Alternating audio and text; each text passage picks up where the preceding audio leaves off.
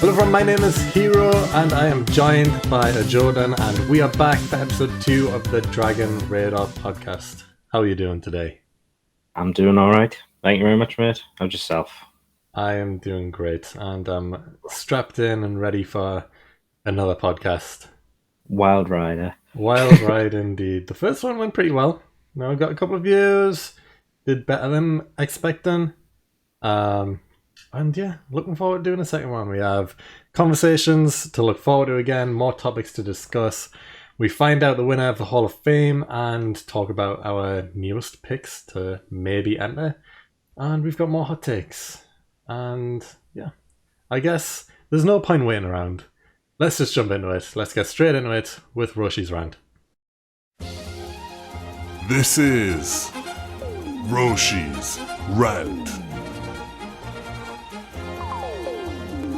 So this is Roshi's Rant, the segment where we discuss a topic about Dragon Ball. Now, this week's episode, we have a topic in mind, and that topic is, have the Dragon Balls ruined Dragon Ball? What do you think? First thoughts? I would say, to be honest, yes, to a degree. I think they've become very much a crutch. I think Team 4-Star summed it up best in the Cell Saga when Goku sacrifices himself when Cell's exploding. Gohan has this horrible moment of crying, saying he's screwed everyone. It's his fault that his dad's dead because he had to. He wanted to show off, and then Krillin just walks up behind him, puts his hand on his arm, and says, "Dragon Balls," and it just takes everything away from it because there's just no consequences. Yeah. And to a degree, as long as they win, yeah, it's just everybody comes back. Even the original Dragon Balls, where you could only have one person come back to life, not the Namekian ones. Yeah. So, I mean, they just change it as you go. Yeah, these are exactly my thoughts as well. Like, there's no consequence to death. Like, if someone dies, there's no impact. And can you even say it's a shock anymore? Like, when people first started dying, it's like, oh, is this character actually gone forever? And now, if someone dies, it's like, they'll be back soon, don't worry about it. It's like, they've really killed any impact that can happen with death in the show, which is a really bad thing, to be honest. Because there's so many side characters now, like all the ZU warriors and everything, and everyone else who's a side character, that if literally any of them died, is it even gonna make an impact anymore? I don't think it would.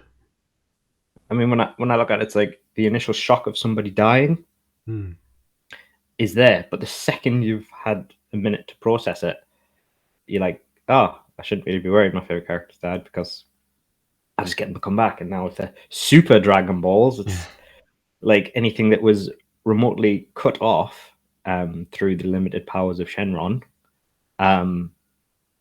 or even less so. Yeah. Like, so many people have died now. At the start of, well, throughout all of Dragon Ball, the only person who comes back is Krillin when he dies. So it's like, okay, that was still a giant impact. We talked about it last episode, Krillin's death. But like this time, like at the start of Z, when Goku dies, that's a big shot. It's the main character, and you're thinking the main character's died in the first few episodes of the show. All right, why? What's gonna happen now? Will they bring him back? And then after that point, I don't think there's really been a mega impactful death where you're thinking, oh, is he really gone forever? Because everyone comes back all the time, every time.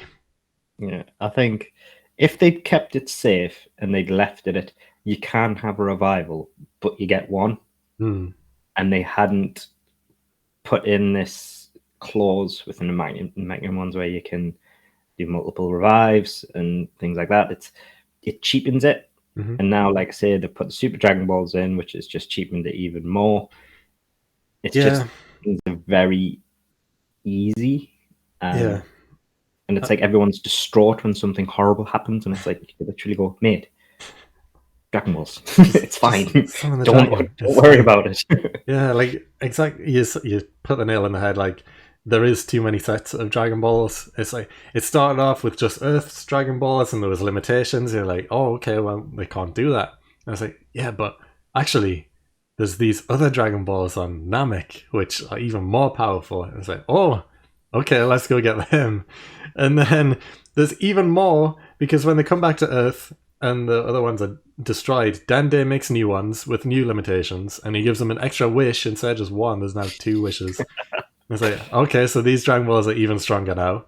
There's the Black Star Dragon Balls in GT. There's the Super Dragon Balls, and there's the Planet Cereal Balls from the Dragon Ball Super manga, which I didn't know about. I had to research them, but there's them Dragon Balls as well. And it's like every time there's a limitation, it's just like, oh, but there's these other Dragon Balls that are even more powerful. So why do they keep bringing more and more different Dragon Balls? They don't need that many. Just have limitations. It's fine. Make the story go around the limitations. That would be better. I also don't feel the characters seem to appreciate the abilities of these Dragon Balls. So we know as the viewer, like, how ridiculously powerful these things are. And no one else in the show seems to. Anybody whatsoever. Like, Bulma kind of collects them pretty much every few years, so she can be 5 years younger, is it? Yeah. So she's basically kind of asking for immortality. Yeah. And then you've got Zamasu in Super, who just chill as he likes, goes, finds out where they are, and collects them. You'd think the Super Dragon Balls, the angels would be all over controlling them. If they're as powerful as it's made out, like, the angels would control them constantly. Zamasu wouldn't just be able to chill, or even the gods of destruction would be controlling them because of the magnitude of their power, because they're their weakness, basically. And technically, Zamasu proves that. Yeah. So he just lets them float off, and Zamasu just goes and gets them as he wishes. And yeah, it's like they're ridiculously overpowered and ridiculously underappreciated. Like 18 and 17 getting their bombs wished out of them by Krillin. Literally, Bulma could do that. She did it with 16. Yeah. So why? Like, it got my wife, fair enough, but it's overpowered and underappreciated, which is just 2 things that should not come together. Yeah, I don't even think it's just the characters that underappreciate. I think it's the entire show has kind of forgot about it. The show is called Dragon Ball, and they don't even focus on them anymore. Like, they don't even show you them collecting them anymore. It's just all of a sudden, oh, we've got the 7 Dragon Balls, let's make a wish. Wait, what? It was like a raffle. It was a raffle in the Beerus arc. It was Bulma's birthday party. She was doing the bingo thing, and the top prize was the Dragon Balls. And it's like, well, hold on. The show's called Dragon Ball. How did you get them all so quick? What did you need to do? Was there any problems? It's just like, they don't even care about the Dragon Balls anymore. They're just a side thing. It doesn't matter. It's like, yeah, they grant wishes, which is great, but, you know, it used to be like, oh, we've got to go around the world and fight this bad guy and this bad guy who just happens to have one. And now it's just like, yeah, give me like a week and I'll find all 7 with the Dragon Radar, and here's your wish. Yeah. Come on. Like, the way I look at it is, it's quite... The entire reasoning behind the Frieza saga was that Frieza was trying to get the Dragon Balls to make himself immortal. The Resurrection F saga, pain. They literally, his minions went and collected them, and literally they just got them. Like, they literally did exactly what Frieza tried to do throughout the entire Namek saga. Like, the Frieza saga, that's insane to me. And I know that's probably poor writing on part of the Resurrection saga, which a lot of people say, but still, it undermines the entirety of Dragon Ball. It does. Through that one of the most pivotal sagas in the entirety of Dragon Ball is wholly undermined by that arc. And I think it was used best by the Demon King Piccolo stuff, where he wanted to be a part of his prime, where it's like he used it to do something powerful and impactful to get himself back in his prime, and that was it. Like, he didn't become immortal, and he didn't do what Zamasu did, basically. He didn't go that ridiculous step too far. So it limited their power. Yeah. And he even destroyed Dragon after that. He destroyed. Which was insane. Like, he used the Dragon Balls to get his wish, and then he kills the dragon. It's like, oh, I see. So now there's going to be consequences? Is that right? Oh, wait. No, there's not. No, there's not. Just give it a little while. Won't be any consequences. I mean, I was watching some clips of stuff today because I knew we were going to talk about this, obviously. And I looked up during the Beerus Battle of Gods when they summon Shenron to find out how to get a Super Saiyan God, and Shenron finds Beerus, obviously, and he's saying that I can tell you how they can become a god. I can tell you how to do that, but I can't make you a god. That feels like a limitation. So that was I found that interesting. But then you find out later about the Super Dragon Balls, and it's like, I could probably like wish to be constantly Ultra Instinct if I wanted to be, or Ultra Instinct times 10, or these ridiculous things that don't exist. But Super Dragon Balls are so almighty powerful that they could probably make it exist. I can't really remember how they work, but is it what happens after the wish is made? I can't remember what happens to the balls. Do they go away for a year? They turn into rocks, ping up, disappear, and just go randomly. Oh, do you mean the Super Dragon Balls? Yeah, the Super Dragon Balls. I think they disperse as well. Across the universe. Because Zamasu had to go and find them all. Right. Because they're like planet-sized. So. Yeah, he used his Kai powers once he knew where they were to just go collect them. Yeah. Because he's basically got instant transmission. Yeah. But better. But better. I think that's right. Yeah, he's and he just basically went and collected them all. Yeah. Which is just insane to me. The more I think about it, the more ridiculous it seems that all the divinity would just ignore something so powerful. That, I mean, and also one of the most annoying things about Super is summoning of the Super Dragon Balls. It is so unnecessary to do that peas and carrots thing. Yeah, on the end. I mean, I get that it's technically a kid's show and everything, but I mean, yeah. But to be honest, it's Super. I mean, I think they tried to up Super a bit, like with the language and stuff like that, because obviously you've got a bit of swearing and stuff. But it's like still, it's like it's finding that mid demographic, like they've got good comedy stuff. Like, even for some younger, like if you've got teens, like even they would find that really, basically, I hate to use this word, but cringeworthy. Yeah, because they do have good comedy bits in it, but I thought this was just a bit annoying with the whole peas and carrots stuff. Like, I think they were doing quite well with like the new Vegeta interactions, where it's like where Bulma and they're having the lovers quarrel, and he's just like, "Yeah, sure, fine, babe." When he tried to find out where Beerus is when he meets Whis again, it's like stuff like that is quite witty and interesting and stuff you would never hear from Vegeta, and like it's developed them as more people. So it's like it's not these amazing things; it's just smaller things where they're quite funny. It just feels like cheap, and it's just.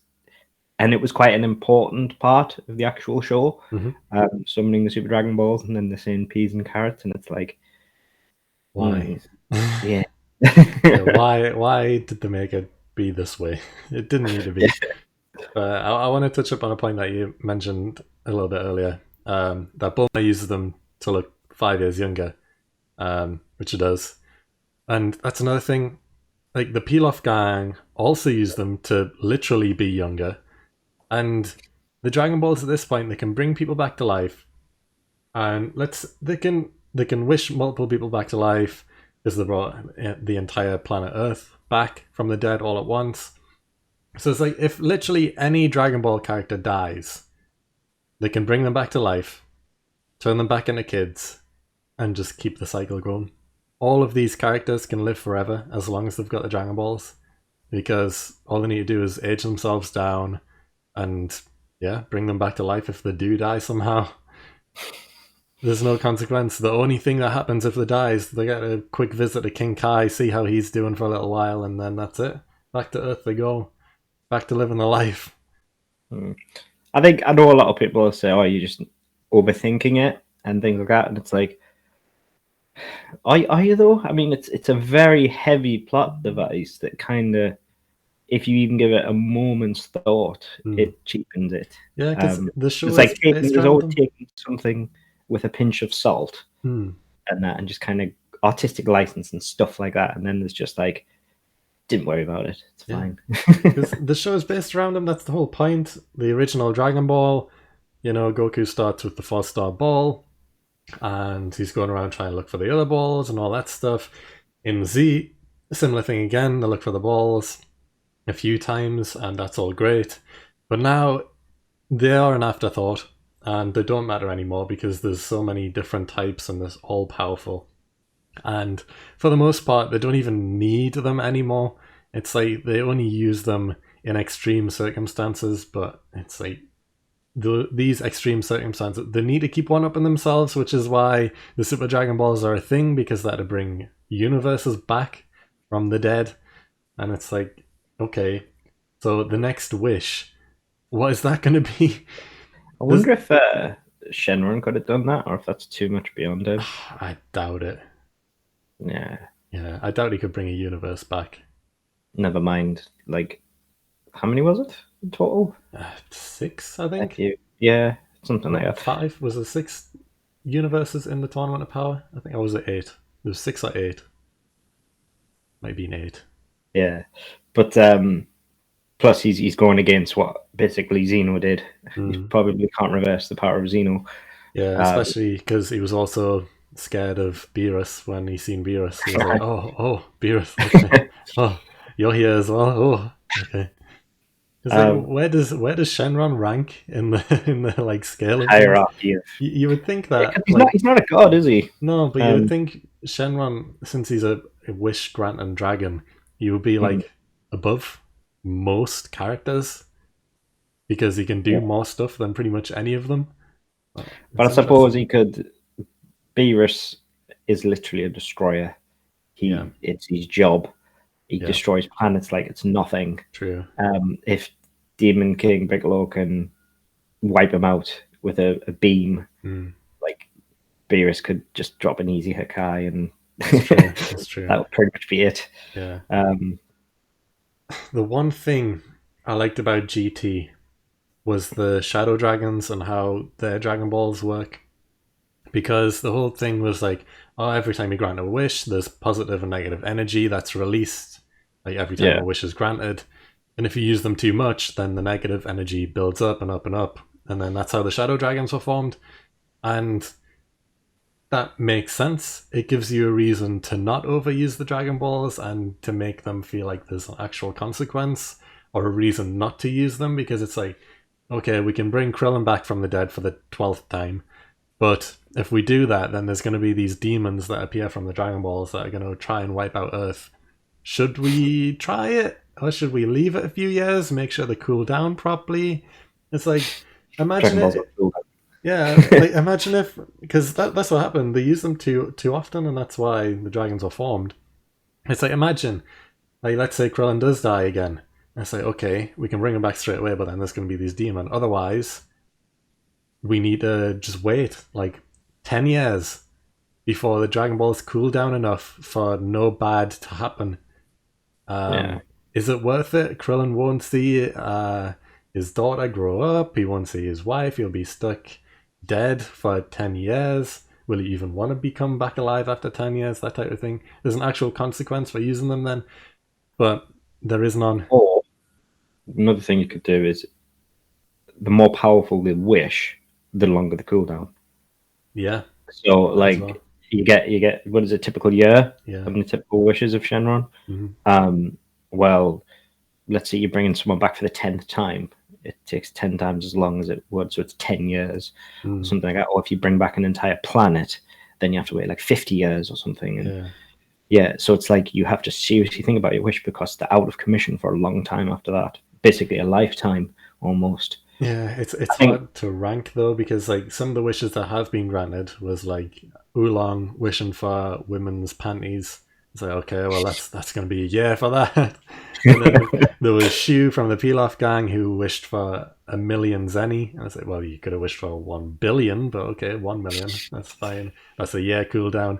But like, if there was a person who said, "I want all the money in the world," does that still count for like 1 year, or is that like a 10-year thing? And then you've got to kind of That's scale. the thing. It could scale like with the oolong thing. You could literally do like a day cool down. Yeah. Like however much it taxes the dragon is however much they need to rest. Yeah. But then again, look at the Super Dragon Balls. Yeah. Nothing's going to tax them. No, exactly. Like you've literally got a wish for anything ever. But I do like your point. We'll kind of brush over it and didn't mention it much. But you said that why hasn't someone stepped in to kind of protect the Dragon Ball since there's so many bad guys going after them? And yeah, I agree. Like they brought Frieza back to life. King Piccolo wished to be like in his prime, which he could have wished for immortality, but he didn't. Frieza's tried to wish for immortality. Zamasu did wish for immortality, and it's like anyone could find these Dragon Balls and wish for immortality or wish to destroy planets or literally anything. It's like, why isn't anyone around to kind of protect them? You know, it's literally up to Bulma. Because she's the one who usually goes get them now. So it's like, well, hold on. I know someone could find them, but I feel like there should be like some godly team around, like gods who are protectors of the Dragon Balls to prevent people from getting wishes like this, but there's just no one. Everyone knows about these wish granting dragons and stuff, and it's like, whoever finds all of them, they deserve it. No matter the consequence. No one even cares. Yeah, because you'd think that Whis, at least, would have reported back the Zamasu incident. Considering Zamasu killed all the gods, basically. Yeah. He broke the rules. It's flat and simple. He broke the rules.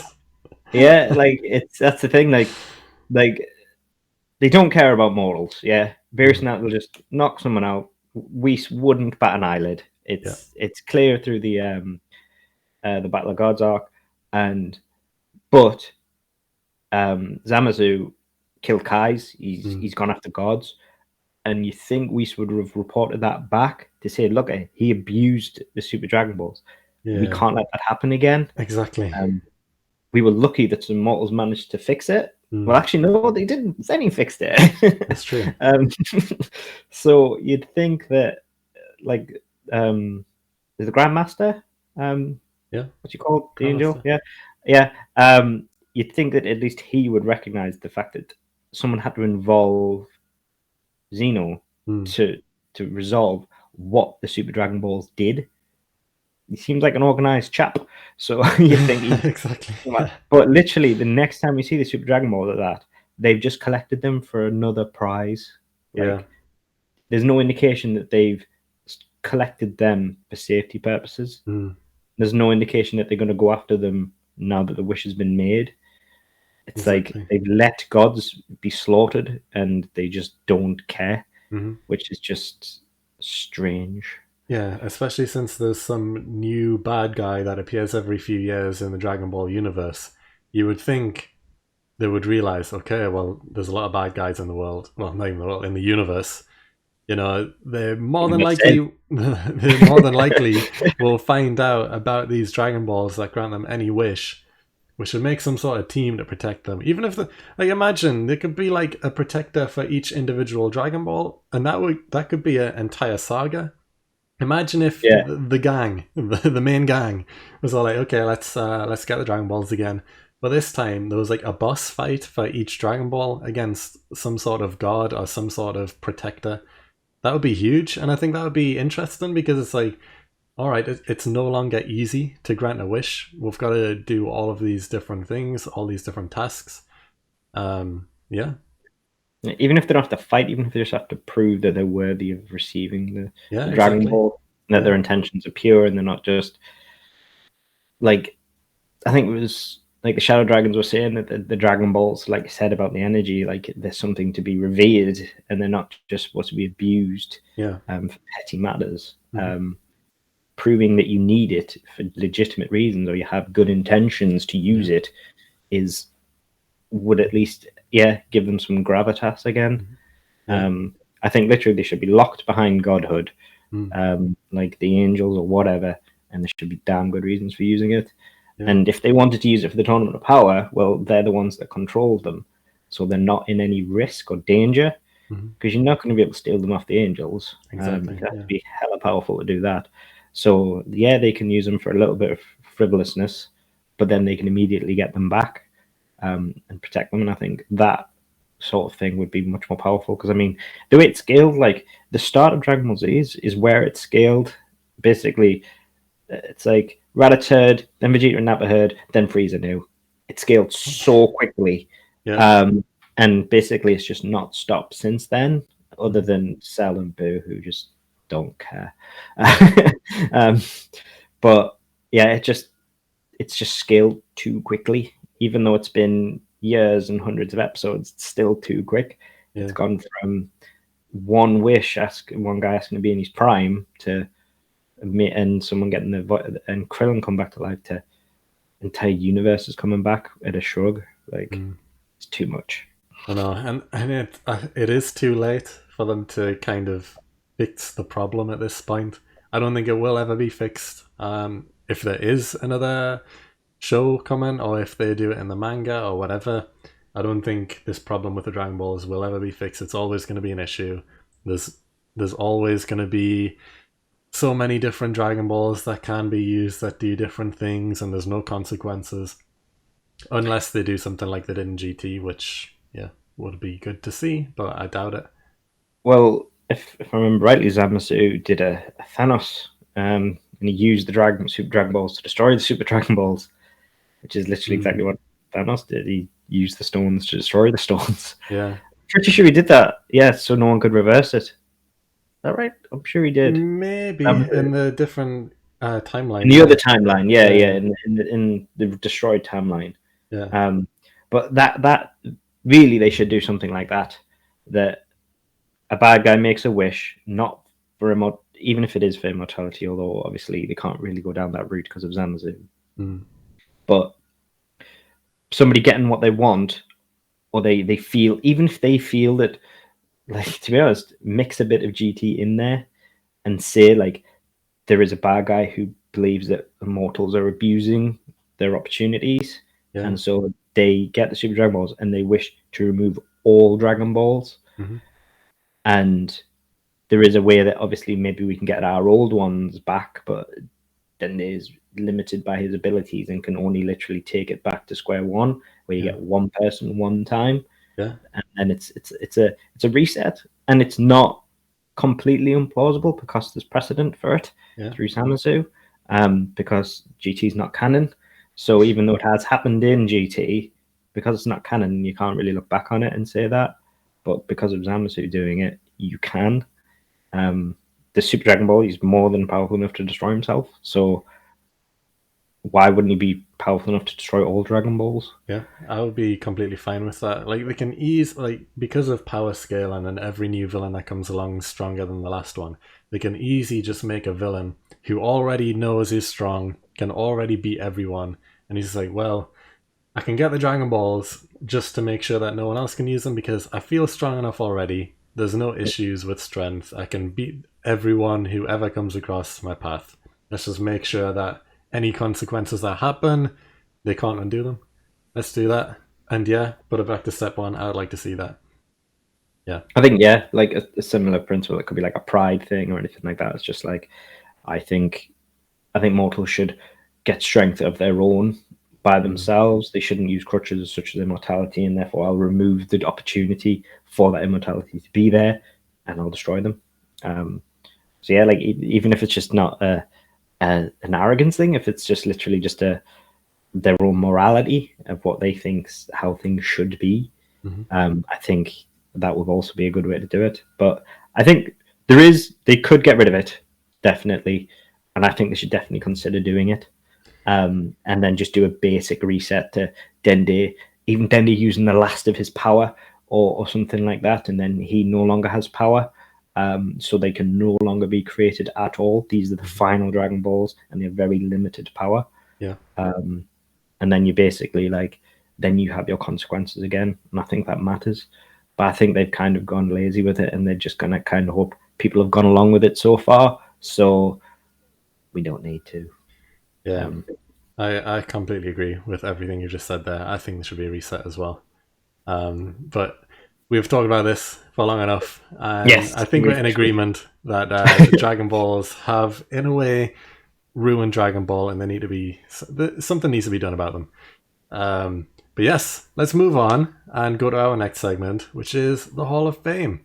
And now it is time for the Hall of Fame. And now it's time for the Hall of Fame, where each week myself and Heeroh duke it out to see which of our own choices is more deserving of entering the Hall of Fame. Oh yeah. Last week we had what was the worst transformation in Dragon Ball. Mm-hmm. And you want to go with the results there? Yeah, so do you want to remind people what the 2 votes were? Yeah, so we had yourself chose third form Frieza. Yep. Which throws back to the old xenomorphs from Aliens, Mm-hmm.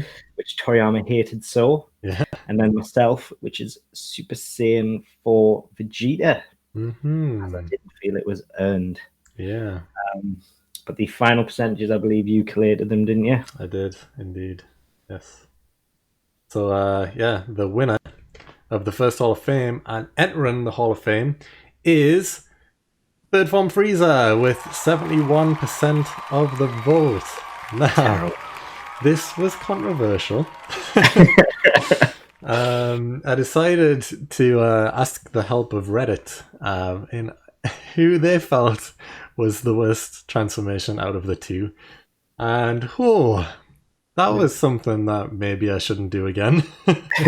Well, it seemed, when I was reading it seemed people were more upset with the future Trunks transformation, Angry Trunks, and Super Saiyan Blue Evolved for Vegeta. Yeah, because on topic. I worded it. We had to fight for it. I worded it to be exactly between these 2 specific options, which transformation is the worst? And everyone was saying, well, actually, I think that Rage Trunks is worse. Well, I don't care. I'm not interested in Rage Trunks. I'm talking about these 2 specific ones. Like, I think that Trunks is a bad plot device. I do not like that Trunks at all. I think the Holy Sword is silly and everything like that.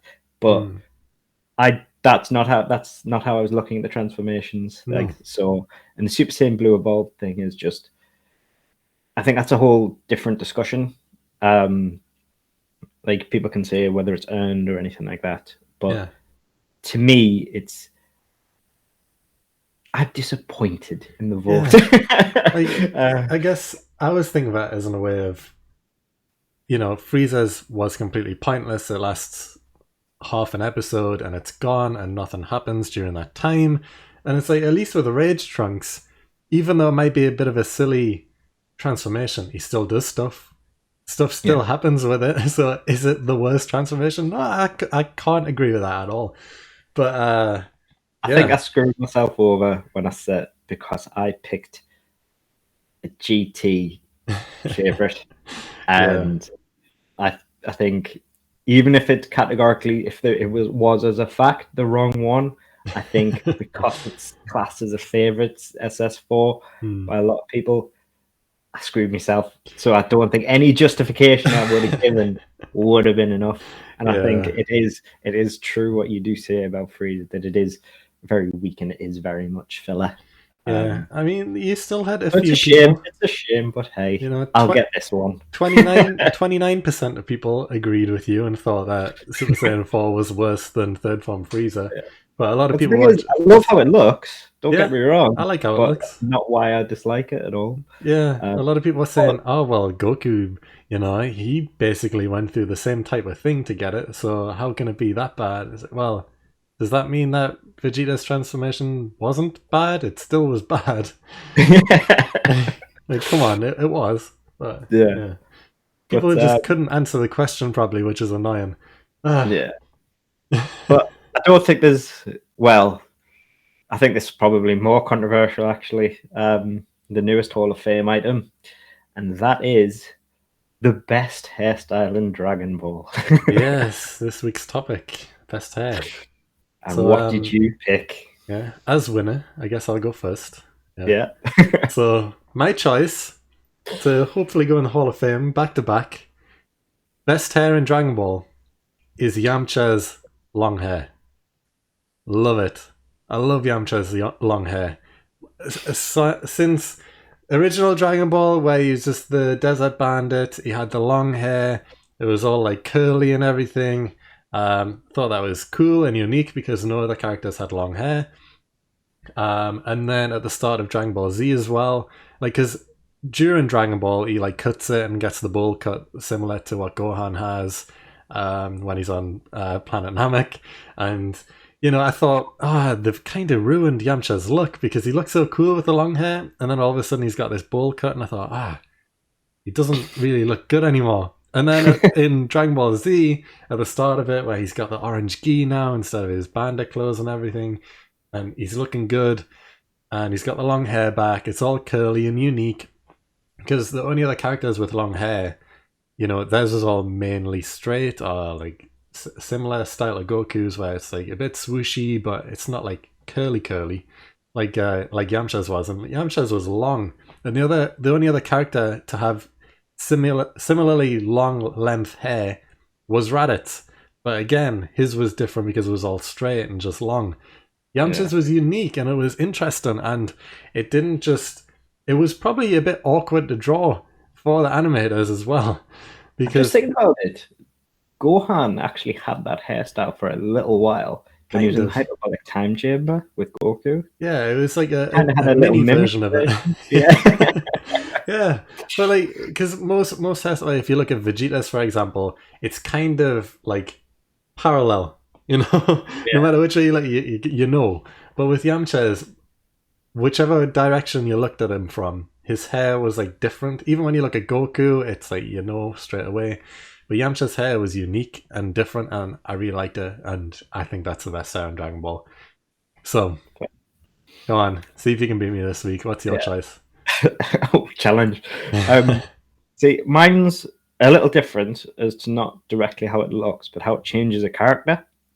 So, if you look, you've got Gohan in the... It's not Gohan in the Cell Saga, but it's a little bit of setup. So, Gohan, when he's in Super Saiyan 2... He's behind you in the picture right there, actually. He's got his powerful little haircut.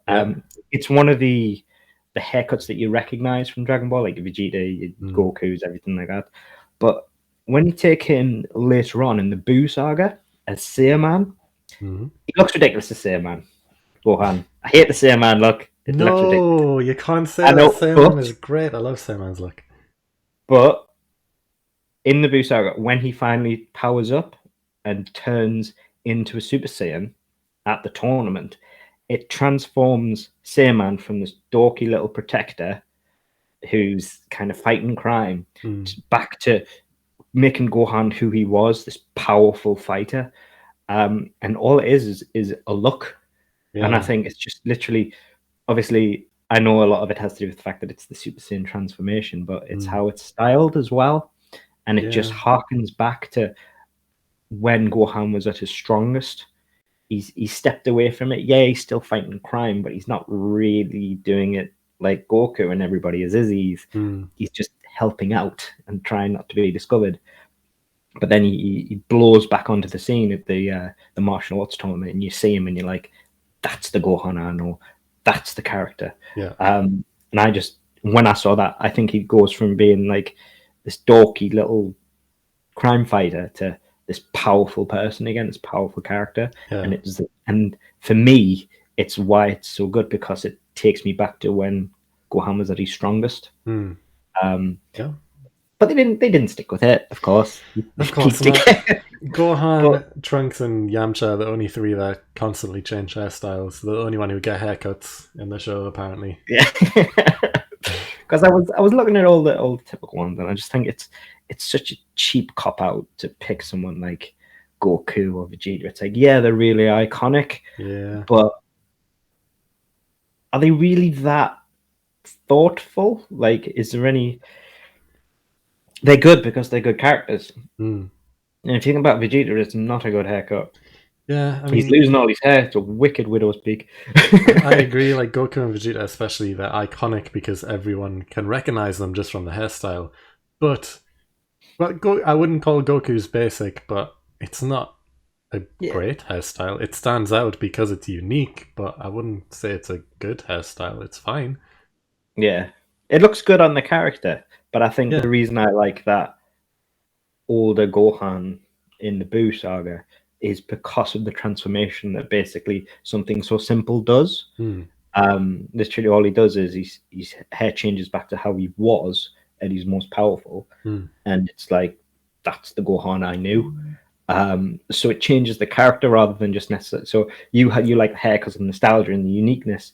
Yeah. I like Gohan's hair there because of what it harkens back to and how it shows him as a character, and I think it's just very impactful. Yeah. Because it shows him when he was destroying Cell, and it's like, and he was trying to step away from that life, but it shows that something such a simple visual shows that it's never going to be that easy for him. It's always going to be there under the surface. I mean, every time he becomes powerful, he goes from having that nerdy haircut to looking like, if you think about Ultimate Gohan and everything, he always has the same look, no matter what he changes. It's very rare that he doesn't. The majority of the time, I think the main times that he doesn't is obviously future Gohan, because it's a totally different timeline, and the Resurrection F haircut, which is a bowl cut, if I remember rightly. Yeah, it is. Does he go back to a bowl? What is it with him and bowl cuts? Just stop it. No idea. So is your pick specifically the Buu? The Buu saga, like Saiyaman Saiyaman with Super Saiyan. Yeah. Yeah. In the tournament arena, basically, because it's what the visual does. Yeah. Like, he's got the same face and everything like that, but it's the hair that shows. It's Super Saiyan hair, really, a lot of it, but it's specifically him, because it's when Goku goes Super Saiyan, he's just his hair going golden. It's the same with Vegeta. It doesn't really change that much. Goku's does. It gets spiky instead of kind of round. But his just doesn't. Gohan's doesn't just go spiky and up. Like, it's just he's got like, it always reminds me of the Cell when he was at his strongest, and that's why it resonates with me. It's the same when he turns to Ultimate, but no, the one that strikes me the most is the Buu Saga one. The Buu Saga Marshall's tournament, same man. That's fair enough. Like, my backup option was Trunks. Long-haired Trunks after he comes out the hyperbolic time chamber. But more specifically, when he goes Super Saiyan with the long hair. Because you don't see Super Saiyan hair tied up. And it had such a unique look, because at the back he had the mini ponytail, he had the spikes coming out the front, which was cool, and it wasn't just, because every Super Saiyan hairstyle is just spiky up. Trunks had a little bit on top, but the rest of it was tied down, and I was like, it was just a cool, unique look. Again, unique, but I really like that. Maybe I just got a thing for long hair, but I really like that look. I thought it was really unique, and then obviously Trunks gets rid of the long hair soon after that, and you never see it again, which is a shame. And Yamcha gets rid of his long hair after the Saiyan saga, so you don't see him with long hair again. But it's like, I don't know. There's something about that one. But my pick, I'm sticking with Yamcha anyway, because it was. I kind of abide pink-haired Trunks. I just don't like him. It's great though. No. I love it, because he's one of the few characters, apart from Bulma, with coloured hair. No one else has coloured hair. Just Trunks and Bulma, and it's like Bulma might be why Bulma has like 20 different hairstyles throughout the entire show, because she has unique coloured hair, and it's like, oh well, we can mess around and do different styles and stuff. Or maybe it's just because they didn't have many female characters, and they thought, well, let's just change Bulma's look a little bit, and then she'll seem a bit fresh. Maybe because there's so many male characters but not many females, so if they kept her looking the same throughout, maybe people would have got bored. I think she stayed quite similar through Super, if I remember rightly. She has like the short-haired bob cut. Yeah. No, but my backup is the king himself, Whis. Oh, Oh, that's a solid shout. That's a solid shout. I didn't even think of Whis, but yeah. Whis has great hair. Yeah. It is all fringe. But the thing is, I think, as much as I love it, I feel like it's just because I'm biased with Whis. He's just the boy. He is. He's so good. Love Whis. Yeah, arguably one of my favorite characters. Yeah, he is my favorite new character to be introduced in Dragon Ball Super. Definitely, by far. He's better than Beerus. He's better than Jiren. He's better than everyone else. Whis is the best Super A lot character. of people are better than Jiren. Yeah, yeah, of course. But Jiren does have his fan club. You know, people still do like Jiren, but yeah, Whis is by far the best Dragon Ball Super character. I still think he's definitely got ulterior motives. I mean, it's something we can discuss on another day, but I reckon there's partial evil Whis. Yeah, and yeah, I would definitely like to discuss that as well at some point. Yeah, but I think that's a whole other conversation. Definitely. I think it could potentially be a Roshi's rant discussion. Yeah, right? It definitely could. 100%. But yeah, just to backtrack and remind people, so my pick for best hair in Dragon Ball is long hair Yamcha, whether that be the bandit look or in his orange gi at the start of Dragon Ball Z. Both similar, both unique, both amazing. And your pick was Great Saiyaman, Super Saiyan, because of the callback to when he's at his most powerful in the Cell Saga. And just that look of like, wow, okay, this is Gohan at his best and he's back again. Yeah, basically, he can't escape who he is, really. Yeah.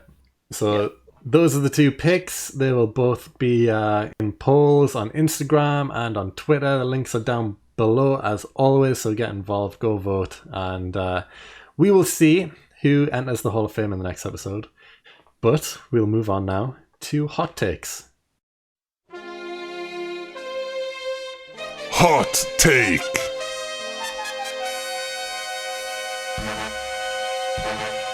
Okay, so this is Hot Takes, where I have scoured the internet to find a controversial opinion about Dragon Ball. And we will discuss it and see if we agree, disagree, think it's a trash take, think it's the best take and maybe they should do it, or just have an overall opinion on what this person said. So, found online. And this person has said, the relationship between Chi-Chi and Goku shows how awful of a human being Goku was. Which, before I read the rest of it, he said awful human being Goku was. Like, Goku isn't human. Anyway, the next part, he says, yes, I know he was an alien, but meanwhile, Vegeta was a faithful husband and very involved. Goku was trash to Chi-Chi and abandoned his two kids, and Goten didn't even know what he looked like.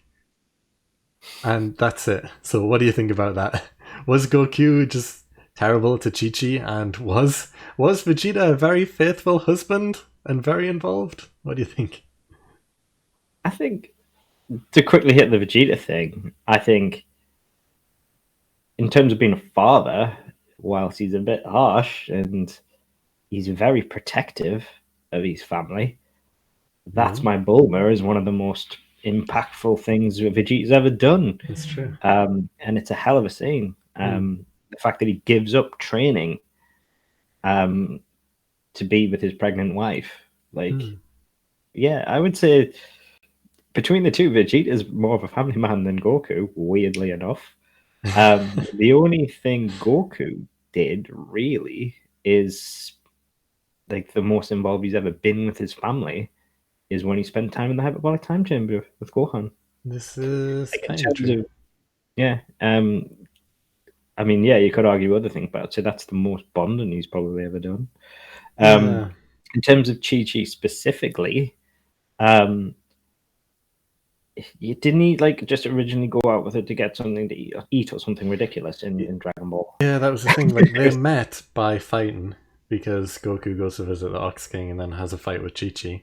And they kind of like each other at that point, kind of. Goku definitely just sees her as a friend, but Chi-Chi is the one who's kind of fallen in love when they first meet. And then when they grow up a little bit and meet each other again for the second time during the Tenkaichi tournament, and Goku gets matched up with Chi-Chi, and he doesn't even recognize her. Chi-Chi is going on the offensive and that, saying, I can't believe you forgot your promise and everything. And yeah, Goku, like when they were little kids, he agreed to marry her because he thought that marriage was food, and he Yeah. was hungry and he just wanted to eat. So he's like, yeah, I can marry, because he thought he was agreeing to have some food. And then, they grow up and meet each other again, and then he does marry her. So, he does care for Chi-Chi. Of course he cares, but you don't really see that too much in the actual show. And I think another thing harking back to Super is, doesn't he get grossed out by Trunks kissing Mai? Yeah. Vegeta actually says to him, I don't know how you're married. Yeah. Which is actually, like, that's the sort of thing, like, those are the type of little bits from Super that actually made me laugh quite a bit. But it was just like, yeah, he doesn't have a husband-wife relationship with Chi-Chi. I'm sorry, he just doesn't. No. He leaves her for years and years at a time to go do training and stuff like that. He literally runs away from it as often as he can. The only defense really you can give for Goten is that he was dead. Yeah, exactly. Like saying that he abandoned his 2 kids and Goten didn't know who he was. Well, kind of, but also he was dead. So, kind of got a bit of an excuse there. I know he didn't want to be revived straight away, but it's like, well... But he had good reason for not being revived. Yeah. He gave like specific reasons for not being revived. But yeah, I can forgive him for the Goten thing personally. I don't really think that's fair. But in terms of Chi-Chi specifically, yeah, he's not interested in her. It is a very... He cares, but he cares more about things like training and stuff like that. Like his priorities are not him being a family man. He loves his son. I mean, the times you see him most engaged with his son is when he's fighting. Like in Super, when they're having the that spar session just before the tournament, the amazing fight, which I'm a fan of. It's one of the closest moments they have when Gohan he finally thinks he's actually hit him, but he passes out. And Goku just gently brings him to the floor, and it's just kind of like you feel like a father and son moment. But it's fighting. He has to be fighting, and it's like that's how Goku expresses himself. People could argue that's because he's a Saiyan, but it's like, no, he was raised on Earth. He was raised human. So he should technically understand human bonds and everything like that. He wasn't raised in a horrible way like Vegeta and that was raised, but where it's brutal Saiyans, where fighting's all that matters. That's not how his grandpa raised him or anything like that. Like, I think, and Goku knows how to express like love and sentiment, because I think one of the nice little things, which was really brilliant in Super, is when Goku's waiting for Frieza to be revived, to kind of meditate, he goes through some fighting moves, and it's actually the fighting moves he's done previously with telegraphed to fights he's had with his grandpa, with Gohan, older Gohan. Yeah. And it's like, if you actually watch it, it's telegraphed to be exactly the same. And it's like and when Roshi's dying in Super, like you see him pretty much crying. He has the capacity to care and for love, and it's just like you never see that with Chi-Chi. The only time you see it with Chi-Chi is the Black, when Goku Black tells him, and he kicks off. Goku Black tells him that he killed Chi-Chi with his own hands. So you do see it there, but other majority, I don't really see it. Yeah, in the Dragon Ball saga, even though he does get married and there's that whole stuff, you don't see too much. But to defend Goku, he does do the things that Chi-Chi wants him to do. Like there's the filler episode in Dragon Ball Z where him and Piccolo learn to drive because Chi-Chi wants him to learn to drive. And it's like, neither of them need to do that. They can fly. But, because Chi-Chi's asked for it, he's like, yeah, okay, we'll learn to drive. And also, in Super, Goku is a farmer. because Chi-Chi wants him to have a normal job to make some money for the family. And it's like, he can have so much money just doing fights and tournaments. And, you know, you're best friends with Bulma, the richest woman on the planet. I'm sure she can give you some money if you really needed it. And it's like, but Goku's became a farmer just to help out, and just because Chi-Chi wants him to, you know? But what happens the second he gets a chance when he's farming? He does destroy the field, and he does. He disappears to go train, Yeah, and he gets Krillin and Piccolo to do it instead. that's true. As soon as he gets a chance to train, he's gone. Yeah, and it's like, yeah, I think he demonstrates that he deep down cares, and through like the attack on Zamasu and everything like that, like he definitely cares and he definitely loves, but he just shows that he loves the people he cares about. Basically, I don't think there's. I would say he's a very poor husband, but I think that's maybe his naivete. To be fair, yeah, I agree with that. yeah, I don't think it's callousness or disregard or anything like that. I think it's just he's a very naive person. He's not the brightest. I think that's demonstrated out. He's the strongest, but I mean, I would say he only truly demonstrates and he like excels anywhere is when he learns to fight people. Like when he's learning to fight Hit. And Rosie in the Tournament of Power, when he basically says this has been a very instructive lesson, thank you, and then he blows her up after she's basically done the same thing to him. He learns to telegraph people, so he learns very well. Yeah, but everywhere else he's very stunted. he is. I would say emotionally he's very stunted. It's true. Going back to Vegeta a bit, since we kind of talk about him, but not as much as Goku. To say that he is a very faithful husband and very involved, I kind of disagree a bit. He is more than Goku. I think that's a fair assumption and pretty obvious just from what we can see. But also, throughout pretty much all of Z specifically, you don't really see too much interaction between Vegeta and Bulma specifically. Like, similar to Goku, especially at the start of the Android saga, you know, Vegeta and Bulma have started their relationship. Well, they've got Trunks at that point, baby Trunks. And, you know, Vegeta isn't really interested in looking after Trunks. He isn't interested in being around Bulma.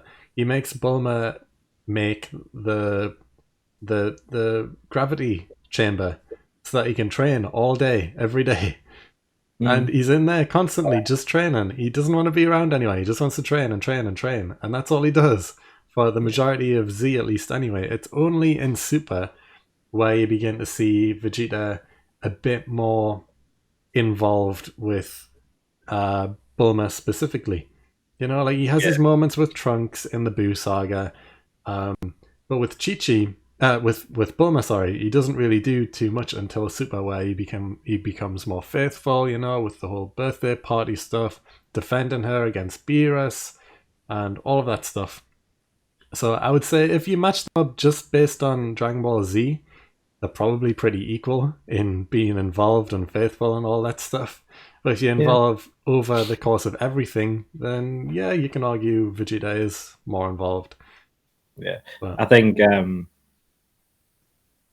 another thing, they definitely have focused a lot on Vegeta in that regard, in terms of being a family man and everything, which is surprising.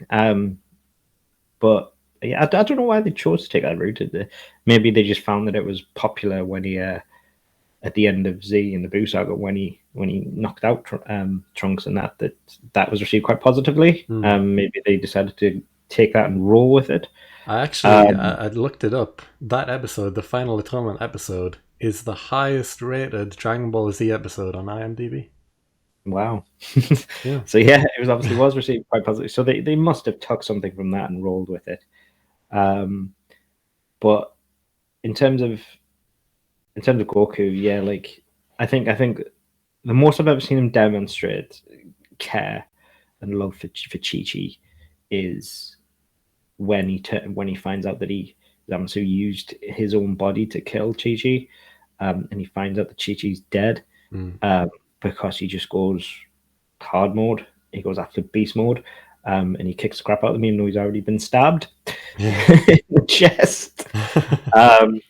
And so I think that's when he's demonstrated it most. But I think it is like Vegeta. He disregards people, but you could say that that's because of how he was raised in such a brutal world, and so he's not really emotionally open. And I think Goku's is just naivete. I don't think he disregards people's feelings. I just think he struggles to understand. And I think they should focus more on Goku. If they've done it with Vegeta, there's no reason they can't do it with Goku. It's true. And arguably, like I know you said you don't see it too much. Arguably, you could say the most bonding between Chi-Chi and Goku was during Dragon Ball.